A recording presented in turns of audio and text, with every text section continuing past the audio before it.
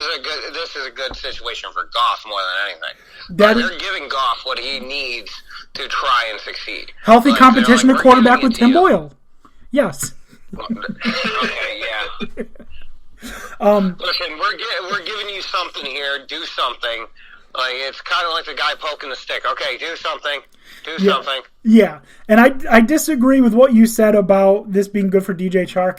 I don't understand how you can pass up a comparable offer that was given to you by New England to take Detroit. It just doesn't make sense. What did New England offer? I didn't see that. I think it was 1 year, $9.5 million or something like that. Literally just $500,000 less. Definitely would have taken that. Yeah, of course. Like, you get to play on a team that is pretty close to being able to compete for a Super Bowl. Like, I can give you one reason why he did that. One, you play in a fucking dome. Two, you have to play in the cold. Yeah, I guess. But let's continue on. Defensive end Charles Harris, 2 years, $14 million. Tracy Walker, 3 years, $25 million. CJ Moore, 1 year, $1.75 million.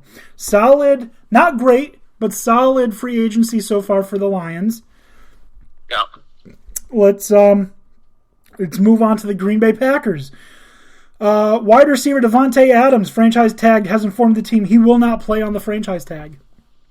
So I don't blame him. He's getting up there. He wants that last big contract. One bad injury could basically end his career earnings. Yep. And he's done enough with Rodgers, who obviously took some money because they're trying. In Packers' opinion, they're trying to free up some money somewhere so that they can actually get a deal done with Devontae. Yeah, which I don't think is going to happen. I don't think he wants to play for the Packers. Nothing about the way he's acted has said he wants to play for the Packers. He's fucking. The only thing about the Packers he wants to play for is he wants to play with Rodgers. That's it. Yeah, he wants to win. But I totally understand him for saying, fuck you, pay me. Yeah. Houston Texans. We're going to move on.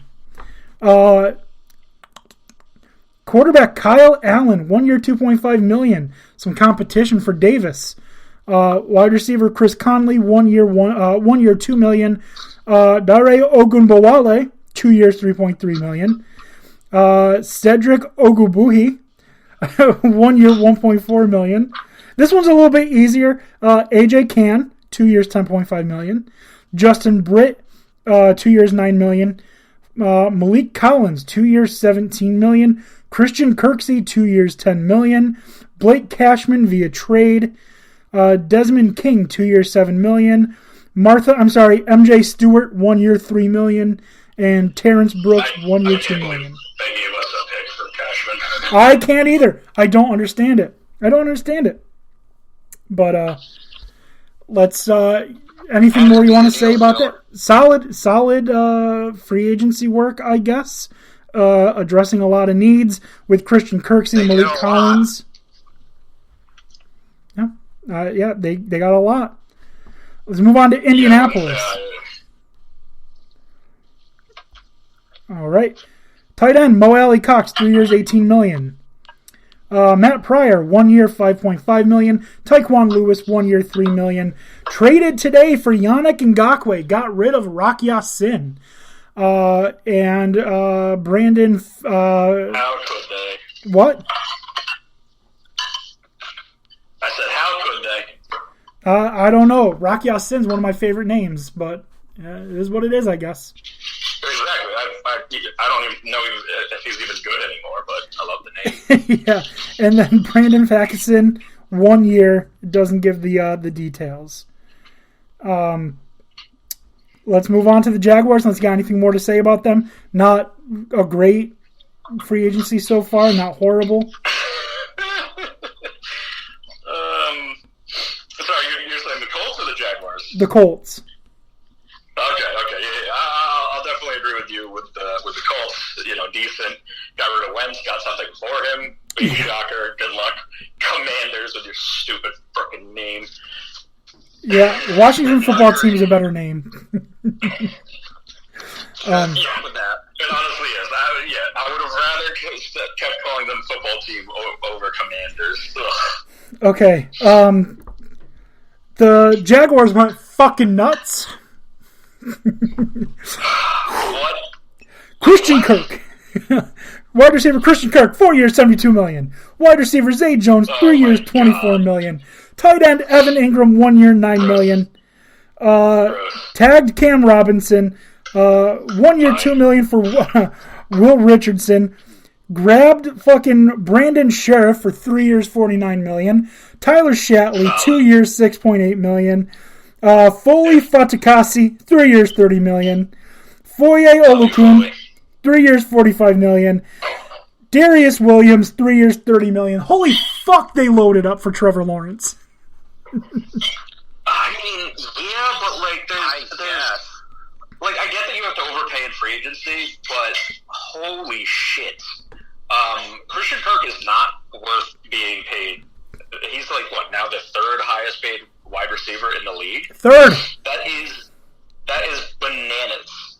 That makes no sense, and what a waste of money. You didn't have to spend that on him. I guarantee you no one else was getting close to that for Christian Kirk. Like, what are you doing? And then Zay Jones, I'm sorry, he's not worth $8 million a year. I don't think he's worth $8 million a year at all. So here's my thinking for what they're doing. A few years ago, Shad Khan, the owner of the Jaguars, his son Tony started a wrestling company called All Elite Wrestling or AEW, using his dad's money. And then, just recently, purchased Ring of Honor Wrestling with his dad's money. His dad is spending all the money so his son doesn't. Gotta be the only explanation. Yeah, maybe, because that's fucking ridiculous. Some of these are good, like fucking Darius Williams, 3 years, $30 million, just coming off of a Super Bowl where he was fucking solid. Where, literally, if Eli Apple wasn't on the field, Jalen Ramsey was the worst corner in that game. So, yeah. And I like Christian Kirk. I do. I wanted to get him, but not for fucking that much money. No. Out of your goddamn mind. Why wouldn't you just why not make a trade for Amari Cooper? Why not throw that bag at like I just don't get it. Yes, they're giving T-Law some more weapons, which he desperately needs, but like, why not re-sign DJ Chark? Why over Zay Jones? Like, what are you doing? There are just so many things they could have done. If the Cowboys were so desperate to get rid of Amari Cooper, here's a fucking idea. You're going to get rid of Laviska Shenault anyways. Just try and get Cooper for Shenault. Like, you paid literally nothing. The Browns paid nothing for Cooper. Right. Fucking reach out and say, hey, you have a wide receiver that has cap space. We got money to spend. We have a wide receiver that can help you replace him. Let's get this done. Like, it doesn't make sense. Right. But I do like Brandon Sheriff. He is an idiot, honestly. Yeah. I do like the offensive line help they got. Evan Ingram, when he's on, is good. I like Foye Olukun. Like I said, Darius Williams, probably my favorite of their moves. I like Darius Williams a lot.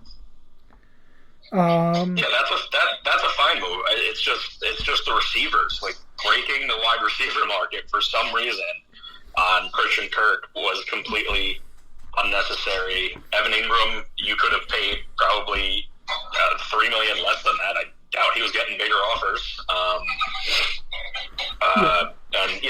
And Zay Jones. Those are really my big problems. The rest of their moves are fine for the most part. They got Foley Fatukasi from us. Love him, but I didn't want to pay him $10 million a year, so that's fine. You have to overpay a little bit in free agency. That's not that bad. But the Christian Kirk, Zay Jones, and Ingram deals are like a sin. Well, the issue is with tight ends these days, they are viewing themselves as a wide receiver more than a lineman, so they're going to command wide receiver money. That's why they're paying $11.6 million for Dalton Schultz. So that tight end position is going to just keep creeping up, getting more expensive. So for an average tight end, now you're looking at $8 to $9 million. So I don't think that's that bad. But holy fuck! I'm much Jets getting Uzoma than Evan Ingram and Conklin. Actually, we just got Tyler Conklin too. Yeah. All right. So we're gonna do the Kansas City Chiefs, then we're gonna call it a night and finish this up next week, and just make updates as we go. Okay. Sounds good. All right. So Kansas City Chiefs quarterback Chad Henne, 1 year, $2 million. Orlando Brown Jr. franchise tagged, and former Texan safety Justin Reed. They look like they're preparing to get rid of Tyrann Mathieu. They apparently don't think he's coming back. All right. And there it is. Your Kansas City Chiefs, first roughly half, I'd say, of the NFL free agency. Guys, anything more you want to say about it before we finish up? I'm just excited for next week because I love what the Jets are doing. All right. I'm going to make a note that we're leaving off on the Raiders. The Raiders to start next week, huh? Raiders to start next week. Yup. All right, let's do it. There we go. I've made a note. We are good. I just got to remember to look at my note. All right. So we are at that point where I go through our This Week in Sports History. As always, almost always, I found this on onthisday.com on March 14th, commemorating Pi Day. Because everybody likes pie. Remember, Pi Day. That was really dumb, and I apologize to everyone who had to hear that.